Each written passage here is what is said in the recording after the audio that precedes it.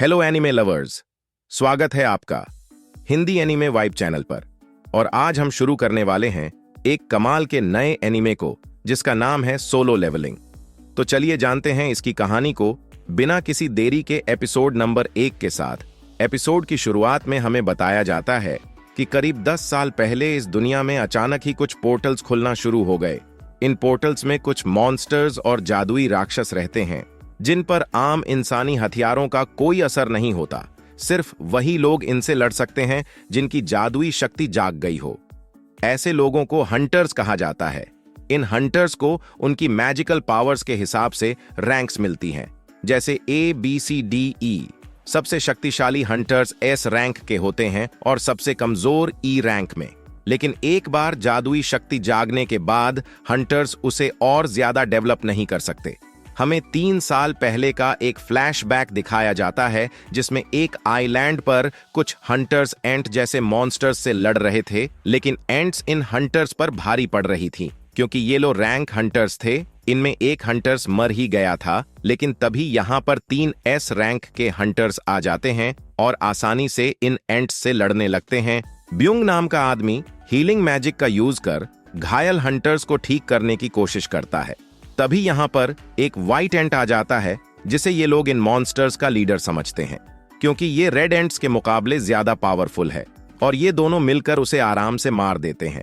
तभी यहाँ पर और भी ज्यादा व्हाइट एंट्स आने लगती हैं और S रैंक के हंटर्स उनसे भी लड़ने को तैयार थे। दूसरी तरफ शहर में भी ढेर सारे एंट्स की आर्मी ने अटैक कर दिया था और उन्हें रोकने के लिए हंटर्स की सेना भी तैनात थी। मिस्टर चोई नाम का हंटर अपनी फायर पावर से इन पर अटैक करता है जिससे रेड एंट्स तो मर जाती हैं, लेकिन व्हाइट एंट्स को कुछ नहीं होता। इसके बाद बाकी हंटर्स भी हमला कर देते हैं और फिर कहानी प्रेजेंट में आ जाती है। एक कंस्ट्रक्शन साइट के पास एक पोर्ट होटल या डंजो ओपन होता है जिसके मॉन्स्टर्स को मारने के लिए कुछ हंटर्स को बुलाया जाता है। इनमें पार्क नाम का एक हंटर होता है जिसने वैसे तो काम छोड़ दिया था, लेकिन उसकी वाइफ प्रेग्नेंट है, इसीलिए वह आज के मिशन पर आया है क्योंकि मिशन पूरा करने पर हंटर्स की काफी अच्छी कमाई होती है। तभी यहाँ पर कहानी का हीरो जिन्वू आता है। सभी लोग जिन्वू को अच्छे से ग्रीट करते हैं और पार्क पूछता है कि यह लड़का कौन है और क्या यह बहुत पावरफुल है, जो सब लोग इसे देखकर खुश हैं। जिस पर किम नाम का हंटर बता जाता है कि बात असल में बिल्कुल अपोजिट है। जिन्वू को दुनिया का सबसे कमजोर हंटर माना जाता है। यह तो एक E रैंक के डंजर में भी घायल होकर हॉस्पिटल में भर्ती हो गया था। जिन्वू सबसे कमजोर हंटर है, तो अगर इसे इस मिशन पर बुलाया गया है तो यह मिशन बहुत आसान होगा। इसीलिए सब जिन्वू को देखकर खुश थे और जिन्वू ने यह सारी बातें सुन ली थीं, लेकिन वो भी जानता था कि यह सब सच है। जिन्वू को यहाँ जूही नाम की एक हंटर मिलती है जिसके साथ वह पहले भी मिशंस पर जा चुका है। जूही एक हीलर है और वह सच में जिन्वू की केयर करती है। जिन्वू उसे बताता है कि पिछले E रैंक मिशन में वह अकेला बुरी तरह घायल हो गया था और उनकी टीम में कोई हीलर भी नहीं था क्योंकि उसके अलावा बाकी सब हाई रैंक हंटर्स थे, तो उन्हें हीलर की जरूरत ही नहीं थी। जो सुन जूही को बुरा लगता है। इसके बाद डंजो में जाने का समय हो जाता है। सॉन्ग नाम का हंटर खुद को इस मिशन का कैप्टन बताता है क्योंकि यहाँ मौजूद सभी लोगों में वह सबसे हाई रैंक का है। इसके बाद सभी एक एक करके पोर्टल के अंदर जाने लगते हैं। जिन्वू अपना हथियार निकालता है जो कि एक छोटा सा चाकू था। जिन्वू काफी गरीब है तो वह इससे महंगा हथियार नहीं खरीद सकता। इसके बाद जिन्वू भी पोर्टल में एंटर कर लेता है। दूसरी तरफ हम हंटर एसोसिएशन के प्रेसिडेंट गो को देखते हैं जो कि गवर्नमेंट के साथ एक मीटिंग करके आया था। गवर्नमेंट चाहती थी कि डंजों से मिलने वाले क्रिस्टल्स उन्हें दे दिए जाएं। असल में उन मॉन्स्टर्स को मारने पर कुछ क्रिस्टल्स मिलते हैं जिन्हें मैजिक जेम्स कहा जाता है और हंटर्स इनको ही भी बेचकर पैसे कमाते हैं। इधर जिन्वू ने एक मनस्टर को मार दिया था जिससे उसे एक मैजिक जैम मिल जाता है। तभी एक दूसरा मनस्टर जिन्वू पर हमला कर देता है। जिन्वू उसे मारने की कोशिश करता है, लेकिन उसका चाकू कमजोर होने की वजह से टूट जाता है। फिर वो मनस्टर सीधा जिन्वू के अंदर तलवार घुसा देता है, लेकिन तभी पार्क यहां आके उस मनस्टर को मार देता है। जिन्वू बुरी तरह से घायल हो गया था और जूही उसके पास आकर उसे हील करने लगती है। जिन्वू देखता है कि बाकी हंटर्स बड़ी आसानी से इन मॉन्स्टर्स को मार रहे थे, अब हाई रैंक मॉन्स्टर्स को मारने से और भी ज्यादा कीमती जेम्स मिलते हैं, जिनसे यह लोग और पावरफुल हथियार बनाते हैं ताकि और भी ताकतवर मॉन्स्टर्स को मारा जा सके। हालांकि डंजर में खुदाई करने से माना क्रिस्टल्स भी मिलते हैं, लेकिन वो मैजिक जेम्स जितने पावरफुल नहीं होते। लेकिन गवर्नमेंट इन जेम्स का इस्तेमाल एक नई एनर्जी सोर्स की तरह करना चाहती है, क्योंकि यह बाकी पावर सोर्सेस जैसे न्यूक्लियर पावर, विंड पावर या सोलर पावर से काफी ज्यादा सेफ और सस्ते हैं और इनसे ज्यादा पोल्यूशन भी नहीं होगा। भी गवर्नमेंट इसी रिसर्च में लगी है कि वह माना क्रिस्टल और मैजिक जेम्स का यूज कर इलेक्ट्रिसिटी कैसे जनरेट करें। इधर डंजों के अंदर हंटर्स ने सभी मॉन्स्टर्स को मार दिया था और उनका मिशन पूरा हो गया था, लेकिन उन्हें यहाँ पर ज्यादा जेम्स या माना क्रिस्टल नहीं मिले थे, जिनसे इनकी ज्यादा कमाई नहीं होगी। जिन्वू के पास तो बस एक ई रैंक जैम था जो कि बहुत सस्ता है।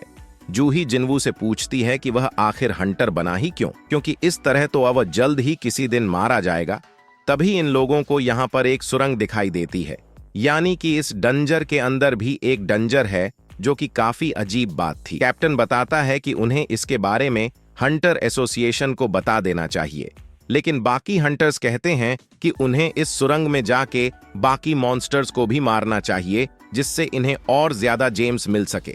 और वैसे भी ये डी रैंक का डंजो होगा तो उन्हें डरने की जरूरत नहीं है। अब कैप्टन सभी से वोट लेता है कि उन्हें अंदर जाना चाहिए या नहीं। आधे लोग इसके लिए हाँ करते हैं, जिससे वोट टाई हो जाता है। अब सिर्फ जिन्वू का वोट ही बचा था। जिन्वू के फादर लापता थे और उसकी फैमिली में कमाने वाला वह अकेला है। उसकी माँ हमेशा बीमार रहती है और उसकी बहन को कॉलेज जाना है।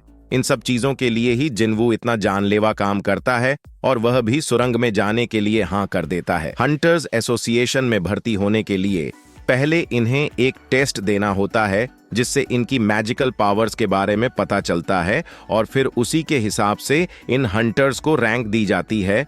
फिर अलग अलग कंपनीज इन हंटर्स को हायर करती हैं। इन कंपनीज को गिल्ड कहा जाता है। मिस्टर चोई भी हंटर्स गिल्ड का मास्टर है और वह अपने आदमी से कहता है कि टैलेंट्स देखकर ही वह हंटर्स को हायर करें, चाहे उनका एज या जेंडर कुछ भी हो। उनके गिल्ड में चाहीन नाम की एक हंटर बहुत ही ज्यादा टैलेंटेड है। इसके बाद हम देखते हैं कि दो चोर एक लड़की का पर्स चुरा के भाग रहे थे। अचानक ही उनके सामने एक लड़की आ जाती है, जो और कोई नहीं बल्कि चाहीन थी, और यह एक एस रैंक की हंटर है। चाहीन हवा में उछलकर उन चोरों से वह पर्स छीन लेती है और चोरों का एक्सीडेंट हो जाता है। चाहीन काफी सुंदर और फेमस थी।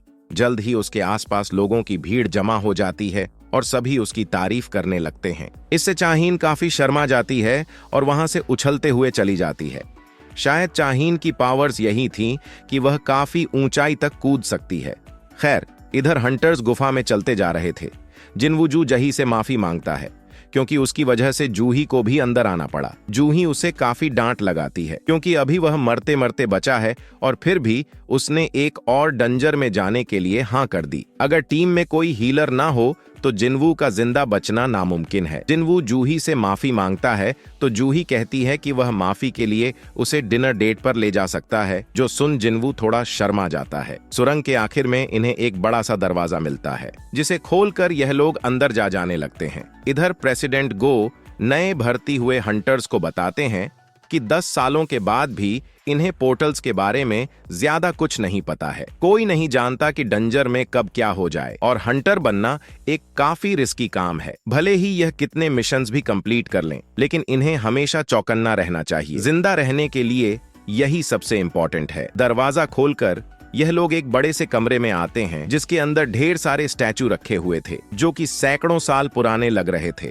कमरे के बीच में एक बड़ा सा स्टैचू था, जो किसी तरह के सिंहासन पर बैठा हुआ था, लेकिन कमरे में इन्हें कोई भी मनस्टर नहीं दिखाई देता है। कमरे के बीच में किसी तरह का मैजिक सर्कल बना हुआ था और एक पुतले के ऊपर कुछ लिखा हुआ था। कैप्टन पढ़ता है कि इस जगह का नाम कार्टन टेम्पल है और यहाँ आए लोगों को पहले गॉड की पूजा करनी चाहिए, फिर गॉड की तारीफ करना चाहिए, और जो लोग इस बात को नहीं मानेंगे वो यहाँ से जिंदा वापस नहीं जा सकते। तभी जूही जिन्वू से डरते हुए कहती है कि उसने एक स्टैचू की आंखें हिलती हुई देखी हैं। तभी इस कमरे का दरवाजा अपने आप बंद हो जाता है और अब यह सभी लोग यहाँ फंस गए थे।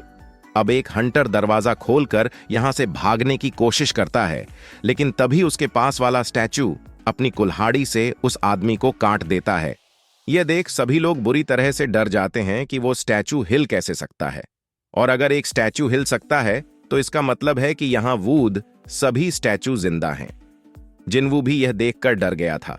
वह सोचता है कि डी रैंक का हंटर चुटकी में मारा गया तो उसके जैसे ई रैंक का क्या होगा, और यह स्टैचू तो बहुत पावरफुल है, मतलब ये कोई लो रैंक डंजो नहीं है, और इसका मतलब है जूही सच बोल रही थी। जिनवू फिर से अपने पीछे वाले स्टैचू को देखता है और वो भी जिंदा था। जिनवू इससे पहले भी काफी बुरी सिचुएशन में फंस चुका है। वो अपने पहले रेड मिशन में ही अपनी टीम से अलग हो गया था। उसी से एक ई रैंक के मॉन्स्टर ने घायल किया था और वह काफी हफ्तों तक हॉस्पिटल में पड़ा रहा। एक बार तो वह एक भूल भुलैया में अटक गया था और भूख प्यास से ही मरने वाला था। लो रैंक डंजो में जाना भी उसके लिए जिंदगी और मौत का सवाल है। बाकी हंटर्स को मैजिक जैम्स बेचकर जो पैसे मिलते हैं वो उनसे और भी ज्यादा स्ट्रांग हथियार खरीद लेते हैं ताकि वह और पावरफुल मॉन्स्टर्स को मार सकें। लेकिन जिनवू के पास तो सिर्फ एक सस्ता चाकू था और उसके टूटने के बाद जिनवू खाली हाथ है। उसके जूते भी फट चुके हैं। इतनी खतरनाक जॉब करने से भी जिनवू ज्यादा पैसे नहीं कमा पाता, लेकिन जिंदा बचे रहने के लिए वह हर समय चौकन्ना रहता है। उसके आसपास क्या चल रहा है वह बारीकी से ऑब्जर्व करता है, और उसने जो एक मॉन्स्टर मारा था वो भी ऐसे ही चुपके से मारा था। खैर, अब उस स्टैचू की आंखें लाल होते ही जिनवू सभी से नीचे झुकने को कहता है। उसकी आंखों से आग निकलती है जिससे एक हंटर वहीं पर जल के राख हो जाता है, पर जिनवू खुद को और जूही को बचा लेता है। सभी लोग बुरी तरह से डरे हुए थे। जिनवू सोचता है कि यह सब क्यों हो रहा है, यहाँ से बाहर जाने का कोई रास्ता नहीं है, यानी कि वह भी मारा जाएगा, और यह एपिसोड यहीं पर खत्म हो जाता है। तो दोस्तों, आपको इस नए एनिमेटिंग कमेंट करके जरूर बताइए। सोलो लेवलिंग की हाइप बहुत ही ज्यादा है। अब देखना यह है कि यह एनीमे अपनी हाइप को जस्टिफाई कर पाता है या नहीं। खैर, वीडियो पसंद आया हो तो इसे लाइक करें और अगले एपिसोड के लिए चैनल को सब्सक्राइब करना बिल्कुल ना भूलें। बाकी मैं मिलता हूं आपसे बहुत ही जल्द एक नए वीडियो के साथ। शुक्रिया।